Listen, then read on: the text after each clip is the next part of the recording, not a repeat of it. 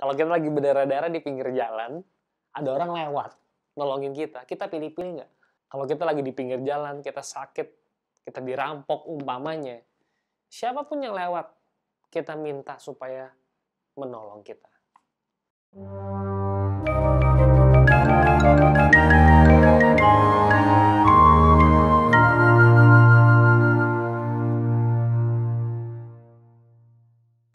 Shalom teman-teman, hari ini saya mau berbagi firman Tuhan dari Lukas pasal 10 ayat 25 sampai 37. Lukas 10 ayat 25 sampai 37. Pada suatu kali berdirilah seorang ahli Taurat mencoba Yesus, katanya, "Guru, apa yang harus kuperbuat untuk memperoleh hidup yang kekal?" Nah, teman-teman, kalau di sini dikatakan mencobai, berarti namanya ahli Taurat ini udah tahu jawabannya. Tapi dia mau ngerjain Tuhan, dia mau mencobai Tuhan, menjatuhkan barangkali, karena dia sudah tahu jawabannya, jadi dia nanya buat apa? Ya, dia mencobai Yesus, katanya, "Guru, apa yang harus kuperbuat untuk memperoleh hidup yang kekal? Saya mesti ngapain untuk memperoleh hidup yang kekal?" Jawab Yesus kepadanya, "Apa yang tertulis dalam hukum Taurat? Apa yang kau baca di sana?" Teman-teman, Yesus tidak langsung menjawab, untuk memperoleh hidup yang kekal, kamu harus bla bla bla. Enggak. Yesus bertanya balik. Lah, kamu kan ahli Taurat. Ahlinya Taurat. Ahlinya hukum. Kamu bacanya gimana? Apa yang tertulis di dalamnya dan apa yang kau baca? Bagaimana cara kamu membacanya? Jawab orang itu, "Kasihilah Tuhan Allahmu dengan segenap hatimu, dengan segenap jiwamu, dan dengan segenap kekuatanmu, dan dengan segenap akal budimu, dan kasihilah sesamamu manusia seperti dirimu sendiri." Ini adalah jawaban ayat hafalan orang-orang Yahudi dari Ulangan 6 ayat yang keempat, Shema Israel. Dengar Israel, Tuhan itu Allah kita, Tuhan itu Esa. Kasihilah Tuhan Allahmu dengan segenap hatimu, dengan segenap jiwamu, segenap akal budimu, dan seterusnya. Jadi ahli Taurat ini udah tahu untuk mendapat hidup yang kekal harus mengasihi Tuhan. Itu hukum yang terutama. Kata Yesus kepadanya, "Jawabmu itu benar. Perbuatlah demikian, maka engkau akan hidup."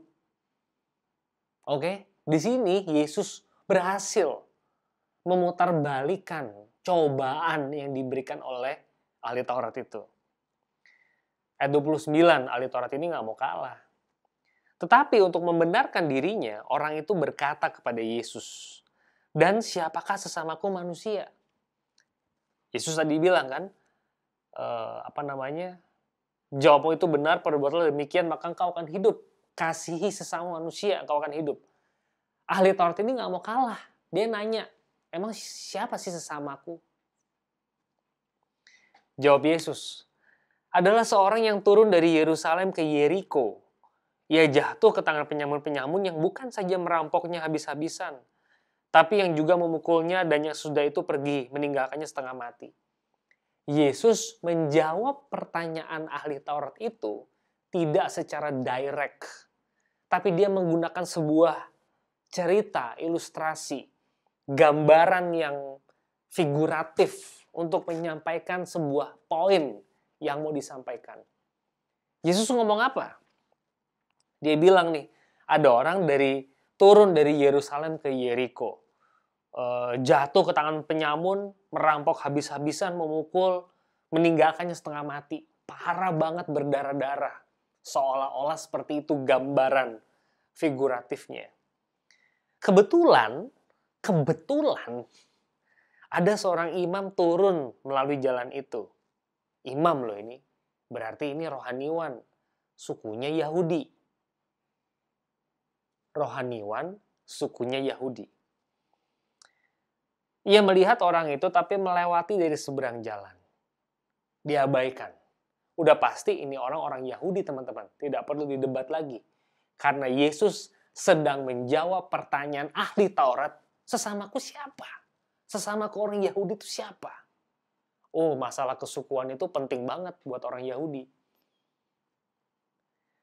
Ayat yang ke-32. Demikian juga seorang Lewi datang ke tempat itu. Ketika ia melihat orang itu, ia melewatinya dari seberang jalan. Yang pertama Yahudi, pemuka agama. Yang kedua Lewi, Yahudi pemuka agama.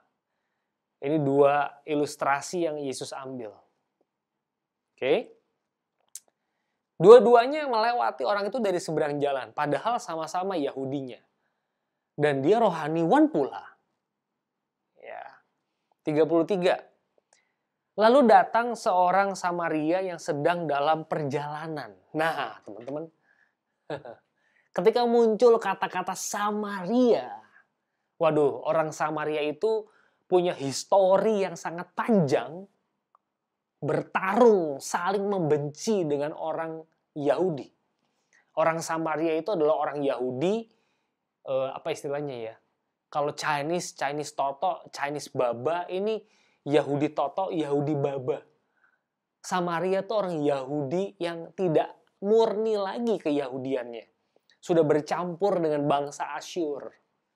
Dan orang Yahudi itu sangat memandang rendah orang Samaria. Ya.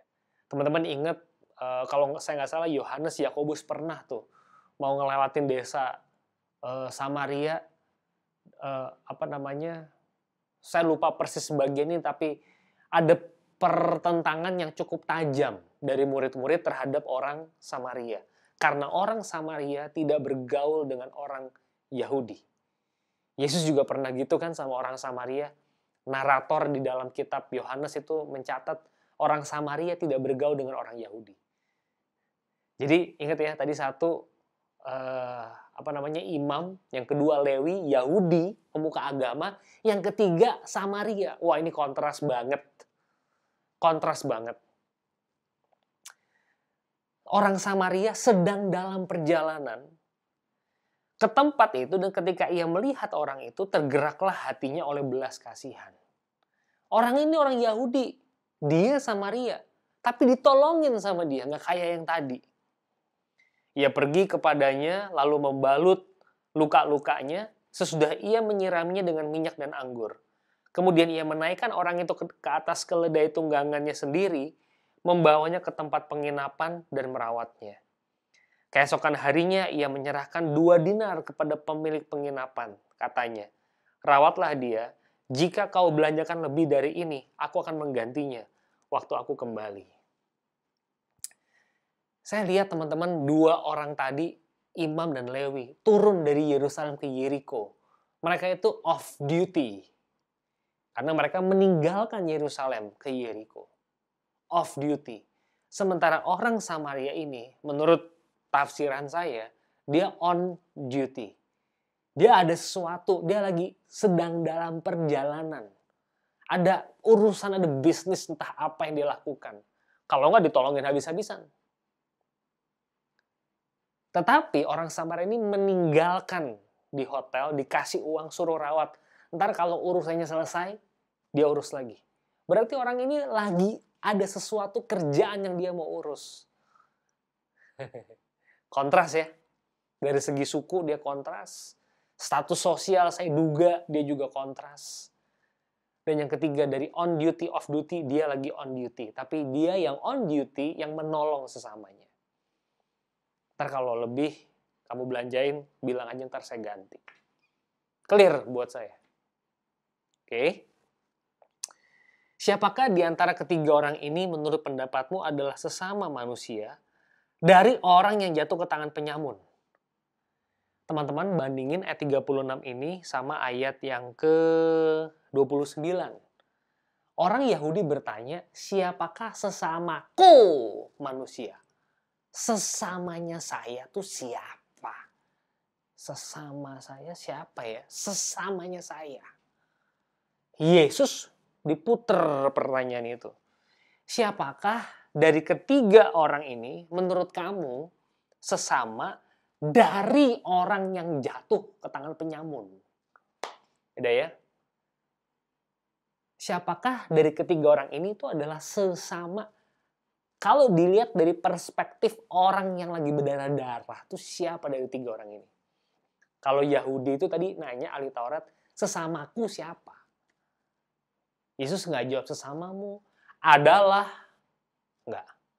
Yesus menjawab, dari tiga ini yang bertindak sebagai sesama dari orang lagi berdarah-darah itu siapa? Lihat nggak? Diputer sama Tuhan. Ayat 37, jawab orang itu adalah orang Samaria? Tidak. Orang itu menjawab, orang yang telah menunjukkan belas kasihan kepadanya. Alergi dia ngomong orang Samaria. Kata Yesus kepadanya, pergilah dan perbuatlah demikian. Nggak ada percakapan apresiatif ya. Orang Samaria itu apresiasi lah tinggi. Respect, aku angkat topi buat dia. Nggak mau dia. Siapakah di antara ketiga orang itu sesama dari orang yang jatuh ke tangan penyamun? Orang yang telah menunjukkan belas kasihan kepadanya. Pergilah, perbuatlah demikian. Teman-teman, kalau kalian dan saya lagi berdarah-darah nih di pinggir jalan, lalu datang orang nolongin kita pilih-pilih nggak mau ditolong sama siapa? Kalau kita lagi berdarah-darah di pinggir jalan, ada orang lewat nolongin kita pilih-pilih nggak? Wah, ini orang bukan orang Chinese nih kayak saya nih. Wah, ini orang bukan orang Kristen nih kayak saya nih. Nggak mau udah pergi aja sana. Kalau kita lagi di pinggir jalan, kita sakit, kita dirampok umpamanya, siapapun yang lewat, kita minta supaya menolong kita. Teman-teman, saya lihat di sini pesannya jelas sekali. Tuhan minta kita untuk mencintai semua orang tanpa pandang bulu. Sukunya apa, rasnya apa, agamanya apa. Cinta kasih harus diberikan kepada semua orang, tidak pandang bulu. Membaca bagian ini dan merenung teman-teman di dalam pandemi COVID-19, saya jadi bergumul. Kita itu katanya di rumah aja. Stay safe. Stay safe di rumah aja. Sebetulnya pelayanan Yesus itu pelayanan yang inkarnasional. Datang ke dunia. Dia nggak di rumah aja, nggak di sorga aja. Stay safe dia di sana. Tapi dia turun ke dunia ini. Saya tidak punya maksud untuk melawan protokol pemerintah untuk di rumah aja. Saya nggak punya maksud ke sana. Tapi saya kira teman-teman di tengah pandemi ini, sentuhan-sentuhan personal itu juga perlu secara nyata, secara inkarnasional. Kadang-kadang kita perlu menyatakan itu. Kenapa kalau saya ngomong begini, saya merenung begini? Karena bisa jadi COVID-19 ini juga membuat kita jadi lebih egois. Bisa jadi. Kita lebih nggak peduli sama sesama kita. Stay safe. Stay safe. Menyelamatkan diri dan menyelamatkan nakes kok. Stay safe. Saya ajak teman-teman untuk bergumul. Apa yang bisa kita buat? Apakah kita pilih-pilih dalam menyatakan cinta kasih kita kepada orang lain? Siapakah sesama manusia dari tiga orang ini, siapa sesama dari orang yang lagi membutuhkan itu? Kalau ada orang sakit batuk, kandidat COVID-19 ini perlu dibawa ke rumah sakit, siapa yang mau mengantar? Wah, ini berat sekali. Dan ini pertanyaan-pertanyaan yang harus kita gumulkan sebagai anak-anak Tuhan. Selamat berefleksi. Tuhan memberkati.